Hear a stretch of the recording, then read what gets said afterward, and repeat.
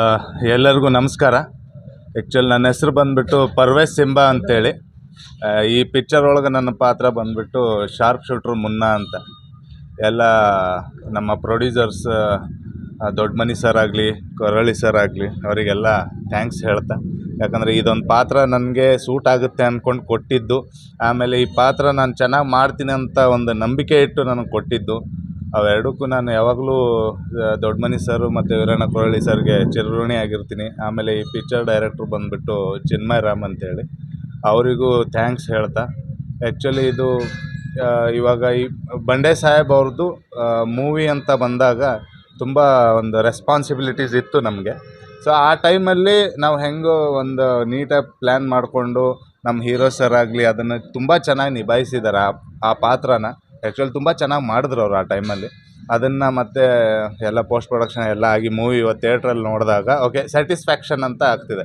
ಯಾಕಂದರೆ ನಮ್ಮ ತಂದೆನೂ ಒಬ್ಬ ಪೊಲೀಸ್ ಆಫೀಸರ್ ಆಗಿರೋದ್ರಿಂದ ಅವ್ರ ಟೀಮ್ ಎಲ್ಲ ಹೋಗಿ ನೋಡಿದಾಗ ಓಕೆ ಚೆನ್ನಾಗಿ ಮಾಡಿದ್ದೀರಾ ಅಂತ. ಯಾಕಂದರೆ ಈಗ ಪೊಲೀಸ್ರಿಗೆ ಗೊತ್ತಾದಷ್ಟು ನಾರ್ಮಲ್ ಪಬ್ಲಿಕ್ಕಿಗೆ ಅಷ್ಟು ಅರ್ಥ ಆಗೋಲ್ಲ. ಏನೇ ಕಾಸ್ಟ್ಯೂಮ್ ಹಾಕ್ಕೊಳ್ಳೋದಾಗಲಿ, ಅವ್ರು ಹೆಂಗೆ ಹಾಕ್ಕೊತಾರೆ ಏನು ಎಲ್ಲ ಅವ್ರು ನೋಡಿದಾಗ ಅವ್ರು ಹೇಳಿರೋ ಒಂದು ರೆಸ್ಪಾನ್ಸ್ ನೋಡಿದ್ರೆ ತುಂಬ ಚೆನ್ನಾಗಿ ಮಾಡಿದ್ದೀರಾ ಅನ್ನೋ ಒಂದು ರೆಸ್ಪಾನ್ಸ್ ಆ ಕಡೆಯಿಂದ ಬಂದಿದೆ. ಎಲ್ಲ ಕರ್ನಾಟಕದ ಜನತೆಗೂ, ಎಲ್ಲ ಪಬ್ಲಿಕ್ಕಿಗೂ, ಈಗ ಗುಲ್ಬರ್ಗ ಜನತೆಗೂ ನಾನು ಹೇಳೋದಷ್ಟೇ, ಒಂದು ಒಳ್ಳೆ ಸಿನಿಮಾ ಯಾವಾಗೋ ಒಂದು ಬರೋದು.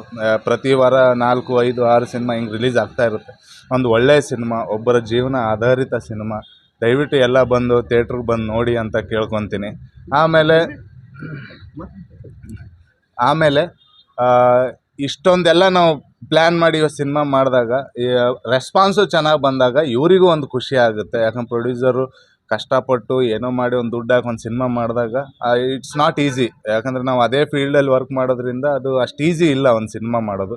ಆದರೂ ನಮ್ಮ ಸರ್ ತುಂಬ ಧೈರ್ಯ ಮಾಡಿ ಒಂದು ಸಿನಿಮಾ ಮಾಡಿದ್ರು. ತುಂಬ ಚೆನ್ನಾಗಿ ಮಾಡಿದ್ದಾರೆ. ಇದೇ ರೀತಿ ಇನ್ನೂ ಸಿನಿಮಾಗಳು ಮಾಡಿ ಸರ್, ಹಿಂಗೆ ಒಳ್ಳೆ ಕಂಟೆಂಟ್ಗಳು ಕೊಡಿ.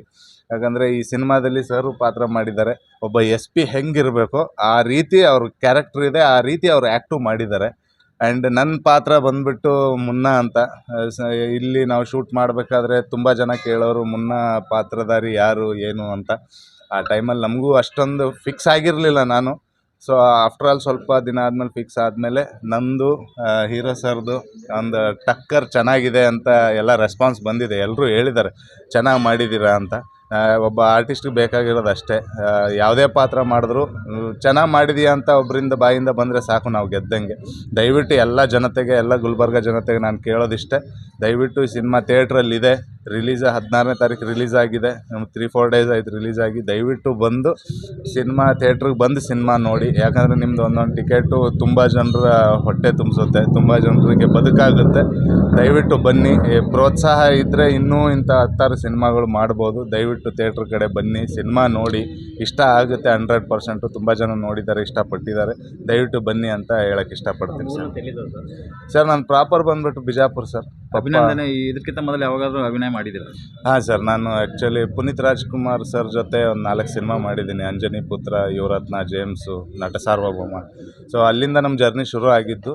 ಸೊ ಅದರಲ್ಲಿ ಅಂದರೆ ಪೋಷಕ ಪಾತ್ರ, ಚಿಕ್ಕ ಪಾತ್ರಗಳು ರೆಕಗ್ನೈಸ್ ಆಗೋ ಥರನೇ ಇದೆ. ಬಟ್ ಇದೇ ಫಸ್ಟ್ ಸಿನಿಮಾ ನನಗೆ ಮೇನ್ ವಿಲನ್ ಆಗಿ ಸಿಕ್ಕಿರೋ ಸಿನಿಮಾ ಇದು. ಇದಾದಮೇಲೆ ಇನ್ನೂ ನೆಕ್ಸ್ಟ್ ಇದೆ ನನ್ನ ಸಿನಿಮಾಗಳು. ಜಿನ್ ಅಂತ ಒಂದು ಬರೋದಿದೆ, ಅದಾದಮೇಲೆ ಇನ್ನೊಂದು ಕಿಲ್ ಅಂತ ಇದೆ ವಿಲನ್ ಆಗಿ. ಬಟ್ ನನಗೆ ಸಿಕ್ಕಿರುವಂಥ ಮುಖ್ಯವಾಗಿ ಖಳನಾಯಕನಾಗಿ ಫಸ್ಟ್ ಸಿನಿಮಾ ಅಂತಂದರೆ ಬಂಡೆ ಸಾಹೇಬ್ ಸಿನಿಮಾ ಸರ್.